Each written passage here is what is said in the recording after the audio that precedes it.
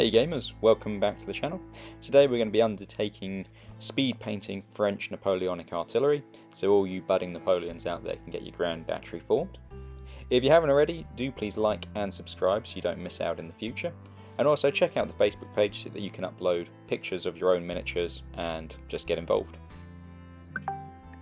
So the first job we got is preparation. So we're going to start by spray painting or priming the miniatures. I use 5-star spray paints, which I get cheaply from Super Cheap Auto, but you can use whatever spray paint you have, but go for matte. You're also going to need some tools and your paints, and then some paint brushes also. You don't need to spend a fortune on them if you just get the basic colours to start with, but yeah, I would suggest going with acrylics, and that's what I'm going to be doing in this video. So for the French uniforms, they're blue. I mixed night blue and ice blue from Game Colour equally, and then I added just a touch of black just to darken it, just to where I wanted it. So I couldn't give you an exact recipe, I just mixed kind of by eye, but that's approximately 50-50 dark blue to light blue, and then a touch of black afterwards just to bring it back up. Just because from the photos that I found, the uniforms, at least of the ones that I'm basing these troops on, they were slightly lighter than, say, the dark blue tunics of the line and grenadier units.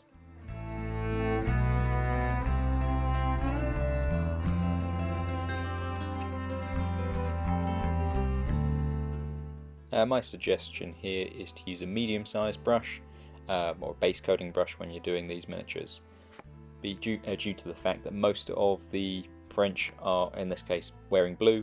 You don't need to worry so much about the paint going into places you don't want it, apart from onto the artillery wheels, so a good medium-sized brush for me does the job nicely.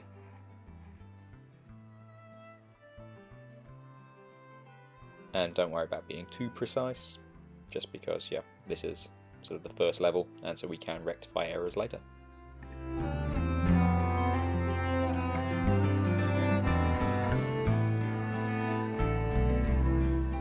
Next up, although the footage failed, we paint the woodwork of the artillery using German camo bright green, and that's from from Model Colour. And it's a nice colour. It is quite bright, but once it's dry, it goes darker, and then when we put our wash over it, it'll go slightly darker again. So it works out pretty nicely in the end. And then we're applying Model Colour chocolate brown, and we're going to be using that for the officer's horse, the rods for the tools that the gunners have, and just anywhere that there's, if they were wearing a greatcoat like some of the miniatures are, I'd paint that in the brown. It's really up to you where you want to go with it, but for me, I did the greatcoats in brown, did the poles in brown, did the horse in brown.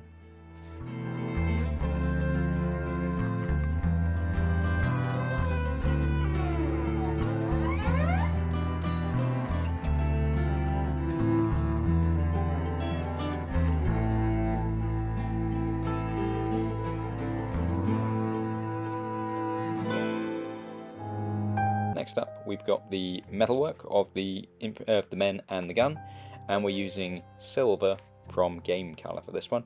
Again, it's quite a bright colour, but once we get that wash on later, it'll bring it back down to where we want it.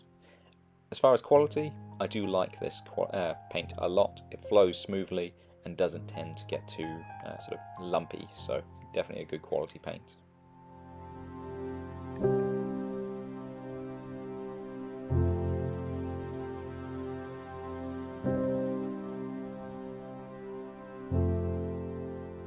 Next up, we're using Bone White from Game Colour.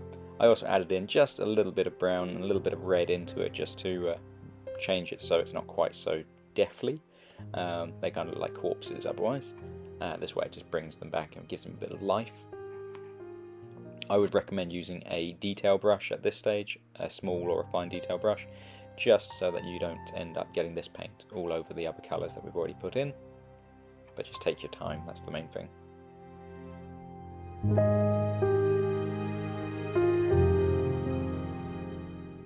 Next up, we're going to apply the dark brown wash to the miniatures. I have got a separate video which just goes over how I make it. So if you're interested in how to make the wash, go over to the channel and just find that video, and that'll break that down for you. It's a pretty straightforward process, but once it dries, the miniatures look pretty good. It starts to put some depth into them, which is what we're wanting. After that, it's time to go over all of the original colours once more to start to bring out the sort of the highlighting. And then also for any colours that we haven't done yet, like the red of their facing colours, the pom-poms, etc., that's when we're going to go in now and do those. And for that we are using Crimson from System 3 Colours, which is pretty good quality paint. I picked it up from the warehouse, I believe it was, or it might have been Spotlights, one or the other, but does the job pretty nicely. It's not a miniature paint, it's one that you would usually use for sort of painting canvases, but it does the job nicely.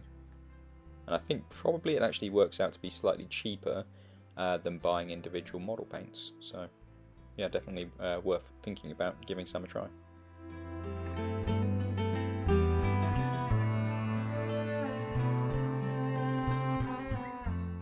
And now we're going to use Game Colours Bright Bronze just to go in and paint the shako plates and any ornamentation on the miniatures that would be either brass or gold in reality. I find this colour stands out quite nicely. It just sort of brings them alive at this stage, so never skimp on these parts in my opinion. Although you could skip them and just get them on the table, I just find this is the sort of the final step that just gives them that spark of life.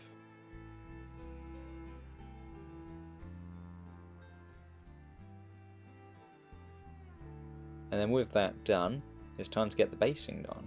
So you've got many options. You could just leave them as they are, you could paint them, or there's many different methods and materials, I should say, on the market for basing. You've got clump foliage, you've just got regular sort of sawdust flocks, you've got tufted grass, static grass itself. The tufts are where it's been put onto PVA and then it sort of dries in those shapes, so it just looks like a tuft of grass.